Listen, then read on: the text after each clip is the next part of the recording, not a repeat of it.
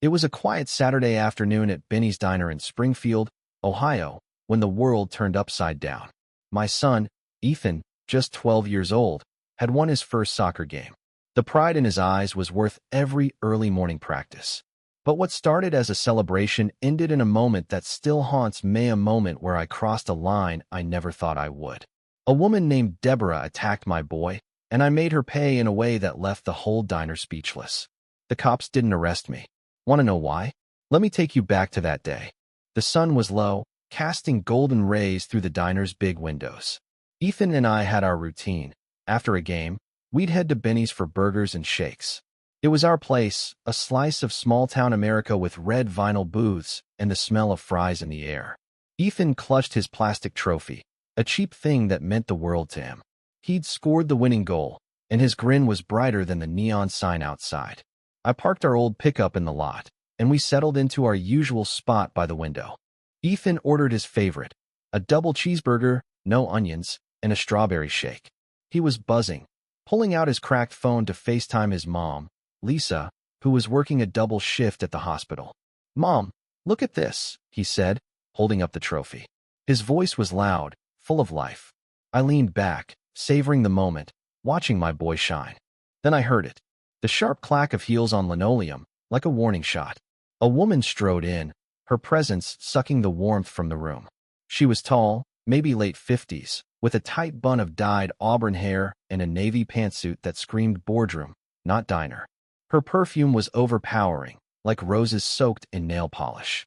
She carried herself like she owned the place, her gold earrings glinting under the fluorescent lights. Heads turned. Conversations hushed.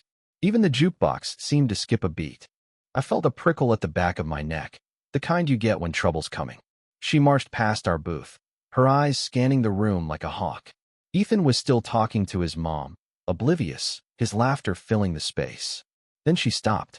Her gaze locked on him, and her lips curled into a sneer, the kind of look you'd give a dog that tracked mud on your carpet. "Unacceptable," she muttered, loud enough for the whole diner to hear. "No manners at all." My jaw tightened. I leaned forward, hands flat on the table. She took a step closer, arms crossed, her voice dripping with disdain. "Children shouldn't be allowed to yell into phones in public. This is a family establishment." I stood, slow and deliberate, my voice low but firm. "Ma'am, my son's talking to his mom about his soccer win.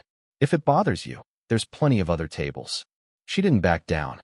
"Someone needs to teach him respect," she snapped, eyeing me like I was something she'd scraped off her shoe. "Clearly, you're not up to the job." Ethan looked up, confused, his phone still in hand. I stepped between them. "Lady, walk away. Now."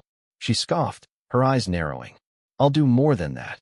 Before I could react, she lunged at Ethan, snatching his phone and slamming it onto the floor. The screen shattered. Then, in a blur, she grabbed his hair and yanked his head down, smashing his forehead into the table's edge. The crack echoed. Ethan cried out, a sharp, raw sound that tore through me. The diner froze. A waitress dropped a tray.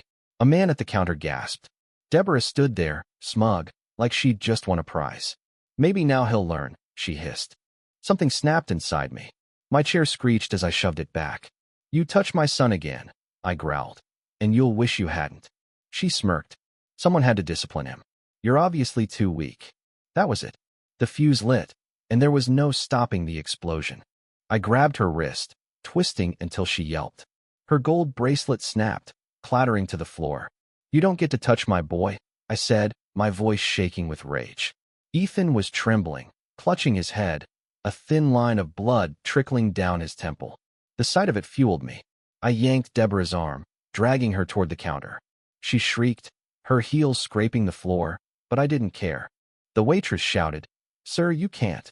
I ignored her, shoving open the kitchen door. The staff backed away, eyes wide.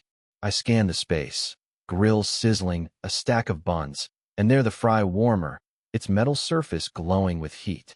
I slammed Deborah forward, one hand gripping her hair, the other pinning her arm. She bucked, screaming, "Let me go? I'll have you arrested." I didn't answer. I pressed her face against the warmer's glass shield. The sizzle was immediate, the smell of burning makeup and hair filling the air. She howled, a sound so raw it shook the room. "Feel that?" I hissed. That's what happens when you hurt my son. 5 seconds. That's all I gave her. Then I pulled her back, her face red and blistered, mascara streaking like tar. She collapsed, sobbing, clutching her cheek. I dropped her to the floor and turned to Ethan, who stood in the doorway, eyes wide, trophy still in his hand. You okay? I asked, my voice softer now. He nodded, tears brimming. She hurt me, Dad. I knelt beside him, brushing his hair back. She'll never touch you again. The diner was chaos. Phones were out, recording. A cook muttered, holy hell. Deborah writhed on the floor, moaning, her once perfect suit crumpled. I'll sue you, she rasped. I'm the president of the Oakwood Homeowners Association. You're finished. I crouched beside her, my voice cold. You put your hands on my son. You broke his phone, bloodied his face, and thought you'd walk away. You don't own this town, lady. You don't own anything. She glared, but the fear in her eyes betrayed her. You're a monster, she spat. You attacked a woman. I leaned closer. You attacked a child. Cry all you want. Nobody's saving you. The room was silent, the weight of her actions settling over everyone. A woman at a nearby table hugged her daughter. A trucker by the jukebox nodded, like he'd have done the same. Then a man stepped forward, late 40s, broad shoulders, wearing a flannel shirt, but moving with authority. He flashed a badge. Detective Mark Reynolds, off duty. I saw everything. Deborah's eyes lit up. Arrest him. He burned me. Reynolds didn't flinch. Ma'am, I saw you grab that boy's hair and slam his head into the table. You assaulted a minor. This man defended his son. What? She shrieked. He's a criminal. Reynolds raised his voice. You attacked a child in front of witnesses. You're lucky he stopped at the fryer. Hands went up around the room, customers confirming what they'd seen. Deborah's face twisted, rage giving way to panic. I'm the HOA president. You can't do this.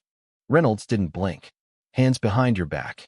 She tried to scramble away, but her heels slipped, and she collapsed again.